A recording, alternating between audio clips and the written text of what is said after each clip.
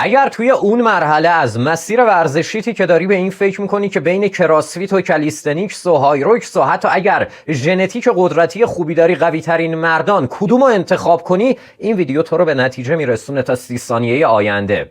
مبنای همه این فیلدایی که گفتیم فانکشنال فیتنسه، آمادگی جسمانی عمل کردی. پس اولین کاری که باید بکنی اینه که حرکات فانکشنال رو یاد بگیری، به یه سطحی از آمادگی جسمانی توی اونها برسی و بعد هر کدوم از این فیلدهای مسابقاتی یا که دوست داشتی میتونی انتخاب کنی.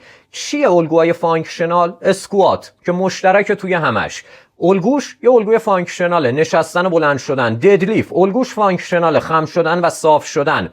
پولاپ الگوش یه الگوی فانکشناله. قدم اول اینه که حرکات فانکشنال رو یاد بگیری. قدم دوم استقامت قلبی تنفسی خودت، استقامت عضلانی تو توی این الگوها به یه حدی برسونی، درصد چربی تو بیاری پایین. بعد با خیال راحت میتونی توی هر کدوم از این فیلدهایی که علاقه بیشتری داشتی و ژنتیک بهتری هم نشون دادی شرکت کنی. کافیه با زدن این دکمه به جمع ما اضافه بشی، هر روز آگاهتر و با علمتر از دیروز تمرین کنی.